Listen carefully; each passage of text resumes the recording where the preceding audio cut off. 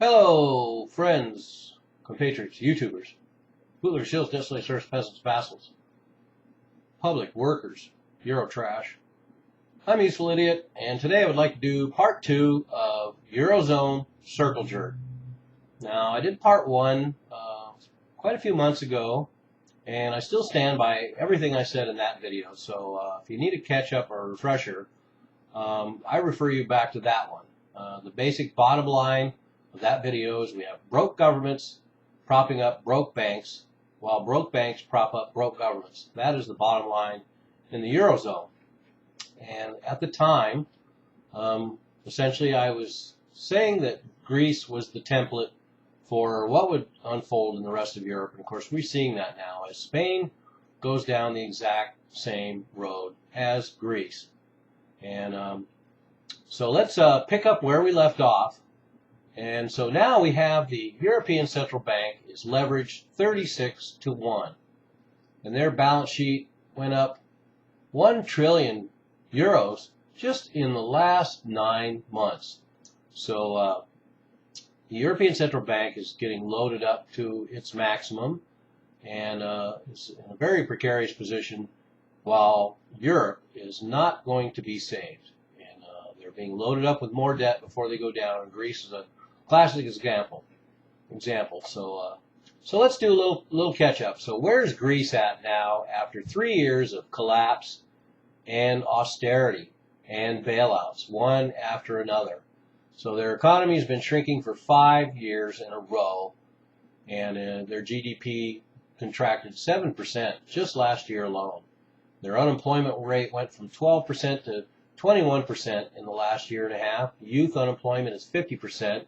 Some cities actually have 60% unemployment. 20% of all their retail stores have closed since the collapse. Their Greek civil servants' wages were slashed by 40%. Minimum wage was reduced by 20%. Their health system is in collapse. They're selling off all their public assets. There are bank runs. There's capital flight. And they have unfunded liabilities that are 800% of their GDP, much like most of the Western world, and they have a debt to GDP ratio of 160%. And that's pretty interesting in itself, because their goal is to get Greece down to 120% debt to GDP ratio in 10 years. And that's still the danger zone. So even their goal is ludicrous at best. So that's where we find Greece now. So that's what austerity's done. As the Greek president said recently, they are in a Great Depression, and they will continue to be in a Great Depression. And now word has it that within the next few weeks to few months, Greece will exit the Eurozone. So we knew Greece was going to exit the Eurozone all along. There's been a 100% chance all along, and they just loaded them up with more and more and more debt. And then a bunch of investors had to take huge losses, and now they are going to move outside the Eurozone and go back to the drachma, which will initially cause a lot of pain in Greece. So their depression is just getting warmed up. And so that's inevitable. So now we see the contagion move to Spain. So where's Spain now? They're, of course, in the headlines now. We've known for a year or more that Spain would be next up to bat, and they are following the exact same footsteps as Greece. So Spain has an unemployment rate of 23%. They have a youth unemployment rate of 50%. They have toxic loans in their banks that are equivalent to 13% of their GDP. Home prices fell 12% just last year alone. So they are in a deflationary spiral because of their real estate bubble, which was a huge bubble by any standards. And their entire economy was based on construction and real estate. And those loans are now all over in European banks. All these toxic, worthless real estate loans and the mortgage-backed securities that go along with it. So let's talk about Spain some more, because they're the 12th largest economy in the world. So this is a big deal that Spain is going down. Greece was only the 32nd largest economy, so you can see by order of magnitude how much effect this will have. Out of 47 million people in Spain, only 17 million actually have jobs. A staggering ratio, to be sure. And at one point last week, the Spanish stock market dropped 12% in 2 days. So not only have they had the economic collapse since 2007, 2008, but their market crashed last week, and barely a word was spoken in mainstream news. That would be equivalent to a loss of 1,500 points in the New York Stock Exchange. But their market is down 25% for the year, and it's still down 60% since 2008. So they've never really recovered. Short selling is now banned for 3 months. Their yield on 10-year bonds, of course, is well over 7%, and they cannot get credit, they cannot get loans, and they are struggling. They will need a bailout. So just like Greece, they kick and scream and say they're not going to need a bailout, they're not going to need a bailout, and all along they need a bailout. But of course, this is part of how they have to do it.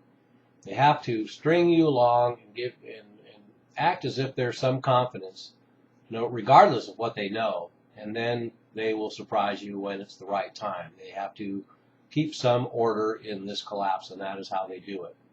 So back to Spain. We have their economy's been in major contraction in 2012, and their industrial output is in contraction, and the local region governments are all broke as well. So that's another problem that Spain and Italy both share. They have regional governments, and they're all broke. So we have broke regional governments going to a broke federal government to get money from broke banks to bail them out. And that is happening in both Italy and Spain. And the real estate collapse in Spain is huge. They've lost 25% in housing prices, and there's predictions that they have another 60% to go. So huge deal. So of course, along with this is the revenue loss, and that's where we're having the spiral that's spreading across Europe, because they're having huge tax increases and spending cuts, and this is part of austerity. But you're laying off thousands of people. Your revenue base is going down, while other people are loading up on the welfare state. So the government is not able to, deal with this conundrum.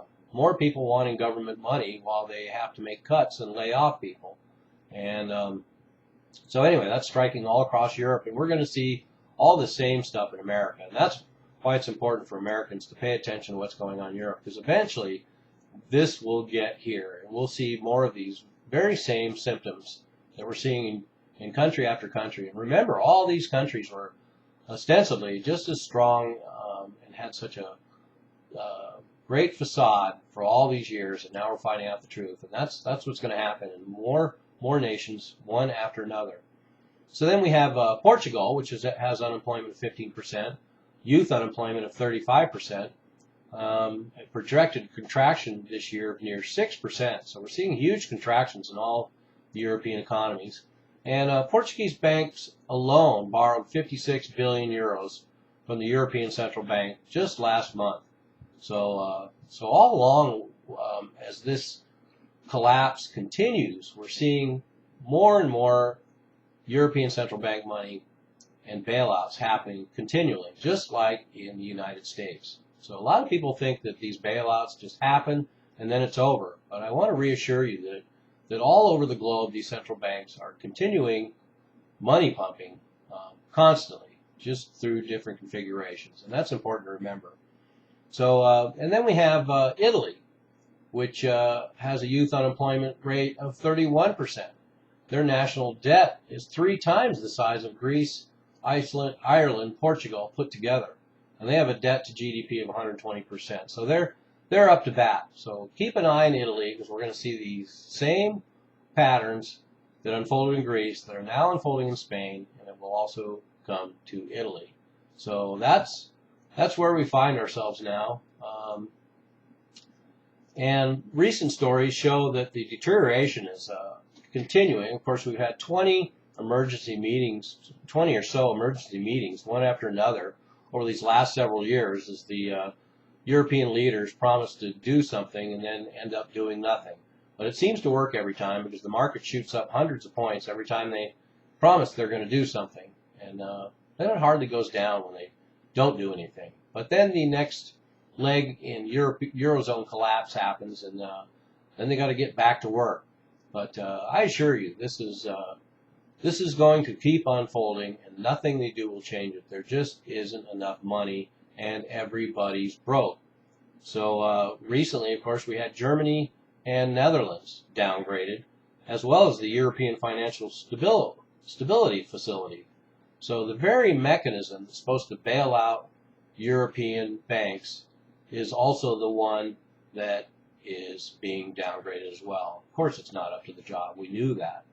And I also want to point out that it's interesting that with all this austerity and everything else that's going on, we don't find any military cuts in any of these countries. Greece still has a large military budget, as does Spain, Italy, and Portugal.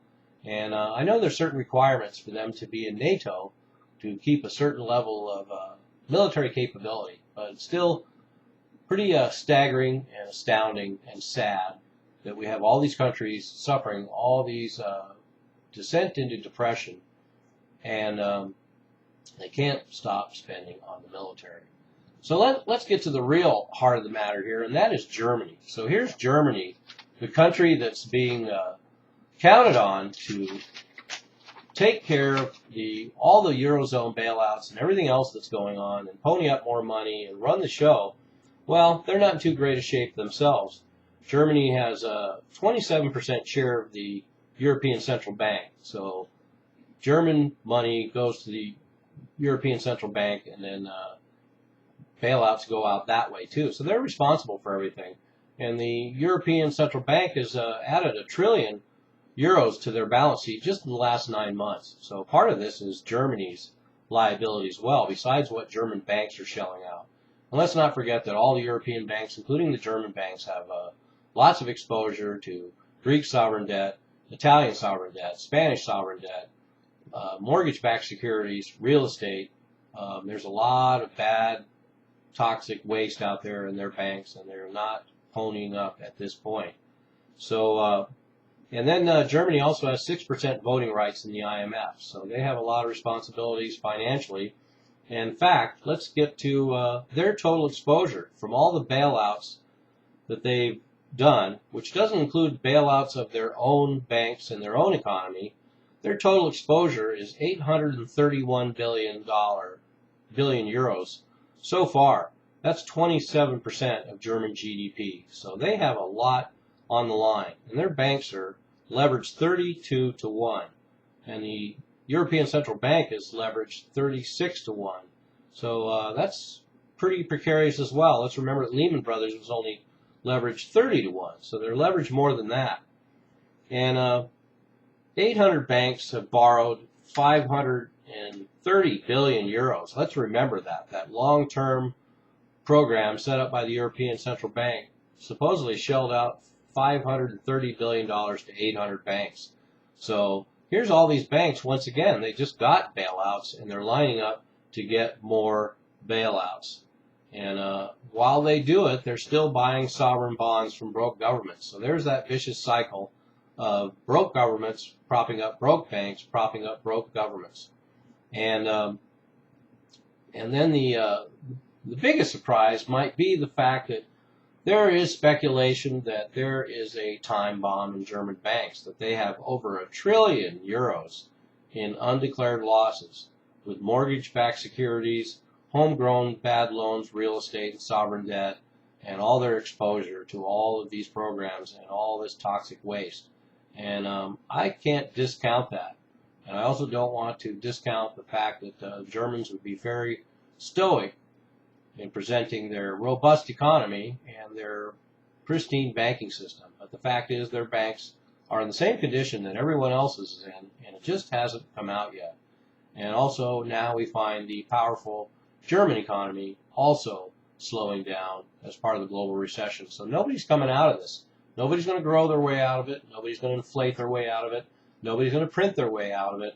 And there's going to be more gyrations and more money printing and more Keynesian nonsense, and it's all going to end the same way. So Greece will be gone from the Eurozone within the next 2 weeks to 9 months, and then Spain or Italy will follow, if not first.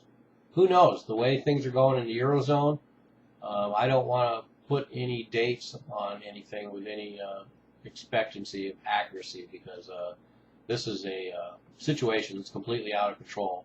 The Euro ministers come out and like to project an image of solidarity and expertise, when actually behind doors they're pulling their hair out and screaming like little babies. So anyway, there's my new roundup on the Eurozone Circle Jerk. There will be no happy ending, I guarantee you.